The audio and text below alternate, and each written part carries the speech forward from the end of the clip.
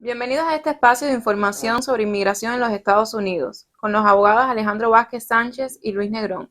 Hoy estaremos hablando sobre cómo la nueva prohibición de visas, Travel Ban, afectará las peticiones familiares I-130, también sobre la eliminación de los permisos de trabajo de los solicitantes de asilo y qué cambios traerá la reanudación del paro humanitario, qué tipo de evidencias son válidas en las cortes de asilo y también sobre los avisos de comparecencia o Notice to Appear, NTA por sus siglas, así como las peticiones familiares a personas con I-220A.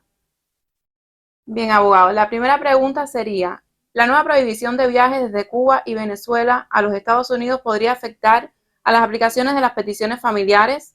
¿Habrá diferencias entre las peticiones hechas por ciudadanos y las de residentes en cuanto a otorgar visas familiares?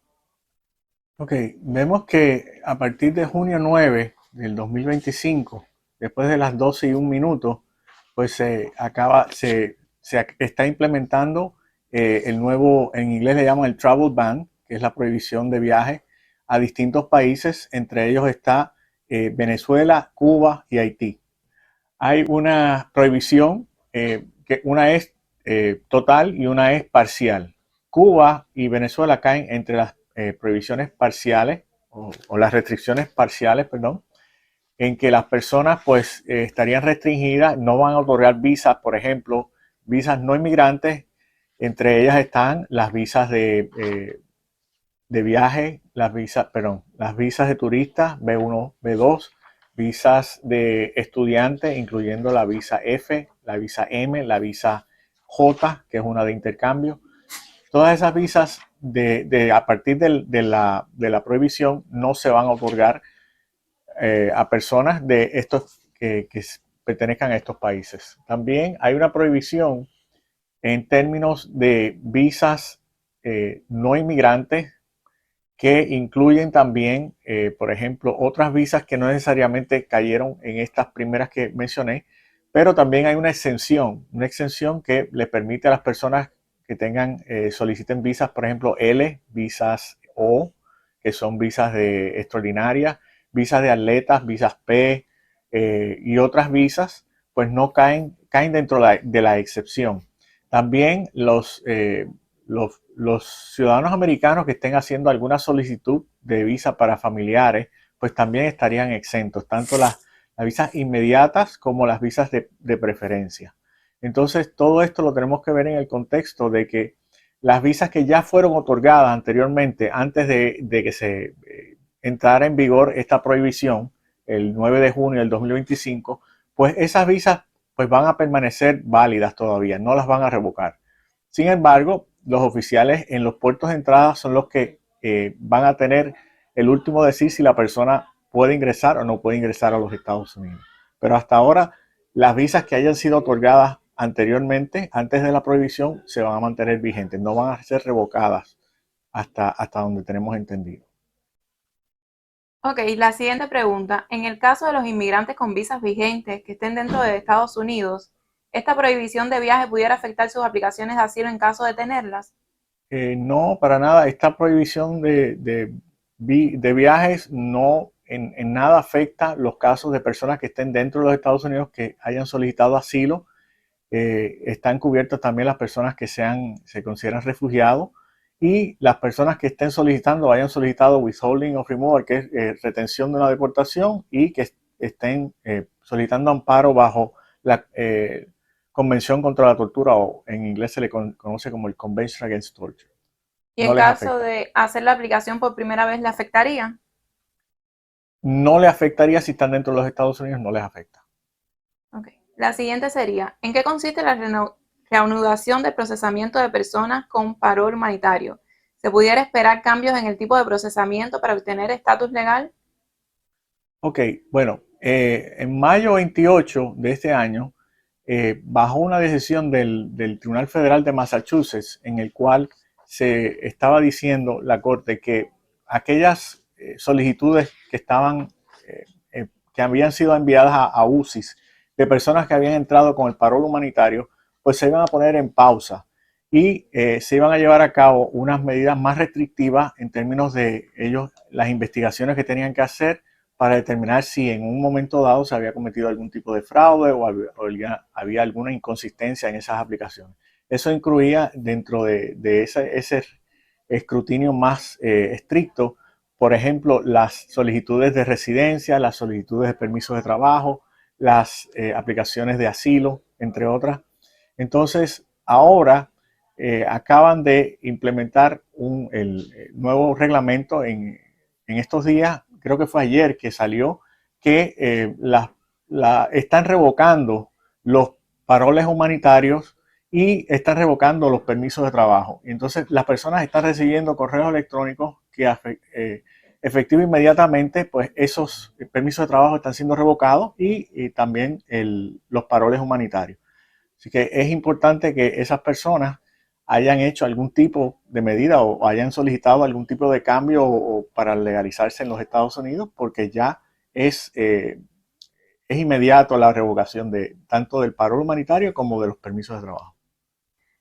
Hemos escuchado sobre nuevos cambios a la solicitud de la residencia permanente, como lo del chequeo médico. ¿En qué consistirían estos cambios? Ok, a partir del 11 de junio de este año, se acaba de avisar de que hubo un cambio y entonces de ahora en adelante los permisos, las personas que estén solicitando residencia tienen que tener un examen médico nuevo para cada solicitud porque anteriormente ya se había determinado desde el 2024, desde diciembre de 2024, habían anunciado de que todas las personas que estén solicitando residencia tienen que incluir un examen médico con su solicitud, de lo contrario van a ser rechazadas. Ahora bien, anteriormente, en abril del 2024, se había dicho que todas las solicitudes que habían sido enviadas, que habían sido firmadas por un médico a partir del 1 de noviembre del 2023, pues esas permanecían vigentes indefinidamente. Entonces eso ahora cambió. A partir del 11 de junio de este año, cualquier solicitud que vayas a ser sometida a UCIS tiene que ser que sea firmada por un médico. Ahora, el día 3 de julio van a cambiar de hecho el formulario, o sea que cualquier solicitud tiene que tener el nuevo formulario. Pero no solamente eso, lo que dice el nuevo reglamento es que las personas que estén solicitando o que hayan solicitado y ese examen médico fue firmado después del 1 de noviembre del 2023, si esa solicitud por alguna razón es denegada o es retirada, pues ya ese examen médico no va a ser válido. Tienen que solicitar un nuevo examen médico para cualquier solicitud futura para que sea válido. Abogado, hemos estado escuchando rumores de que el gobierno está evaluando eliminar los permisos de trabajo de los aplicantes al asilo. ¿Pudieran aprobar una regulación que también afecte a las personas que ya obtuvieron ese permiso? Ok, se está hablando de que bajo la nueva administración Trump, que quieren hacer algún tipo de reglamento por el cual puede haber o una prohibición o puede ser que los permisos de trabajo sean otorgados, las personas tengan que esperar por lo menos un año para que esos permisos de trabajo sean aprobados. Esto lo vimos anteriormente en el 2020 bajo la antigua administración del presidente Trump. Ellos querían hacer esa enmienda y querían extender el término de espera, en vez de la persona solicitarlo a los 6 meses, a los 180 días, que tuvieran que esperar por lo menos un año para poder solicitar sus permisos de trabajo. Entonces sí, esto puede cambiar en cualquier momento y podría afectar a muchas personas que estén haciendo sus procesos de asilo o que ya tengan un permiso de trabajo. Con el incremento de la desestimación de los casos de asilo por jueces, explíquenos en qué constituye un caso fuerte de asilo y qué tipos de evidencias son válidos en la Corte. Ok, estamos viendo que pasaron un memorando no hace mucho tiempo en el cual le otorga a los jueces la potestad de, una vez los jueces reciben un caso de asilo, ellos pueden hacer una determinación sin audiencia y determinar si es suficiente en derecho y si cumple con los requisitos para otorgar un asilo. Si ellos de esa primera determinación, sin entrar a la audiencia, determinan que no es suficiente o que no cumple con los requisitos de ley para un asilo, ellos pueden desestimar el caso y ordenar la deportación sin audiencia. Entonces, además de eso, estamos viendo que los fiscales, en muchos de los casos de personas que tienen un asilo solicitado en corte, están solicitándole al juez que desestime los cargos. Entonces, en esos casos estamos viendo que se está dando las situaciones en que una vez el fiscal solicita la desestimación del caso y el juez desestima sus casos de asilo o los casos que tengan en corte de algún beneficio, esas personas ICE los está esperando afuera y cuando salen de la sala del juez son detenidos inmediatamente y puestos en un proceso de deportación expedita. Entonces, ahora estamos tratando de desarrollar algún tipo de estrategia por la cual podamos hacer una objeción en la corte y pedirle a los jueces que no desestimen los cargos o que nos permita hacer una apelación para cuestionar esa decisión y que mientras tanto las personas hacerle la solicitud al juez que puedan permanecer en libertad mientras se dilucidan esas apelaciones. Pero esto es un proceso que estamos tratando de desarrollar porque ha sido una cuestión reciente que estamos viendo esta situación en las cortes. ¿Qué pasa si hay un defecto en los avisos de comparecencia o notice to appear para una persona que tiene I-220A y no le han puesto corte en años? Ok, bueno, para que un proceso en corte comience, el proceso de deportación, lo primero que los fiscales tienen que presentar los cargos o el aviso de comparecencia, en inglés se le conoce como el notice to appear. Si ese documento no es presentado en la corte, pues oficialmente no hay un proceso de deportación en contra de la persona, aunque le hayan otorgado o le hayan dado ese documento de aviso de comparecencia. Entonces es a partir de esa fecha que comienza en realidad el proceso de deportación oficialmente en la corte. Ahora, se han dado casos en que la persona se le ha otorgado el documento y nunca lo han presentado a la corte y por lo tanto pues no están en un proceso de deportación. Esas personas, si tienen I-220A y nunca fueron puestas en un proceso en la corte, pues en muchos casos han solicitado la residencia, en el caso de los cubanos, con algún argumento, lo solicitan a UCIS, que es quien tendría la jurisdicción, siempre y cuando no se han puesto en un proceso de deportación en la corte. Los padres residentes o ciudadanos pueden hacerle petición familiar a los hijos que tengan I-220A aunque sean mayores de edad. Sí, los padres residentes sí pueden hacerle una petición familiar a sus hijos mayores de edad, siempre y cuando sean solteros. Aunque tengan una I-220A, sí lo pueden hacer. Si una persona entró a los Estados Unidos por parol, solicitó la residencia, pero ya anteriormente tenía una petición familiar presentada antes de llegar al país, ¿qué debe hacer ahora? Ok, bueno, en el caso, por ejemplo, de los cubanos que hayan entrado con un parol humanitario, pues ellos al año y un día pueden solicitar su residencia.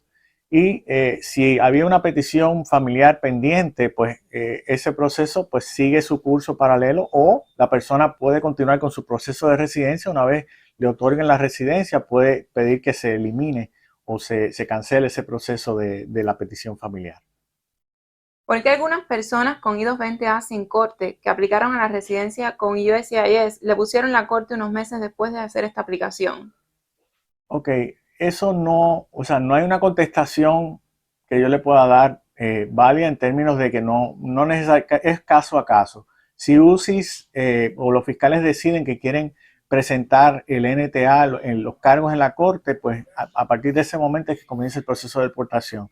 No hay una fórmula en el cual necesariamente el hecho de que una persona haya presentado su residencia con una I-220A que lo hayan puesto en corte. O sea, eso es caso a caso que se decide. Una persona que haya entrado a los Estados Unidos con I-220A en el último año y presentó asilo en la corte, ¿puede presentar su residencia antes de su primera corte en el 2027? Sí podría. De hecho, ahora salió un caso que es Matter of Q. Lee, que hay un argumento que se está desarrollando en el cual si la persona cuando entró a los Estados Unidos, que está solicitando admisión, un solicitante de admisión al país, pues fue procesado bajo la sección 235 de la ley migratoria, pues hay un argumento que se puede hacer de que esa persona, de la única manera que podía ser liberada era con un parol. Entonces, ese caso, pues, da ese argumento en el cual las personas podrían solicitar su residencia si fueron liberados, por ejemplo, en este caso con una I-220A, pero con el argumento de ese caso de Matter of Q. Lee, de que sí calificaría para una residencia en corte. ¿Y cómo sería aquellas personas que tienen una petición familiar y estén dentro de los Estados Unidos? ¿Cómo sería todo este proceso para solicitar un perdón? Ok, para solicitar el perdón, el primer paso es el familiar tiene que llenar una forma I-130. Y entonces esa forma, que es la petición familiar, una vez sea aprobada, pues dependiendo si la persona está en corte o no, si está en corte, pues hay que solicitar el cierre administrativo del caso en corte para que pueda proceder a los próximos pasos y solicitar el perdón, que es el perdón que le permite subsanar una entrada y estadía ilegal en el país, que es el I-601A. Entonces, una vez ese perdón es aprobado, pues la persona entonces saldría a el consulado o la embajada que le corresponde y entonces allí pues puede hacer su proceso de obtener su visa inmigrante y su residencia. ¿Qué se puede hacer si USCIS le denegó la solicitud de asilo a una persona y no la envió a la corte por tener TPS?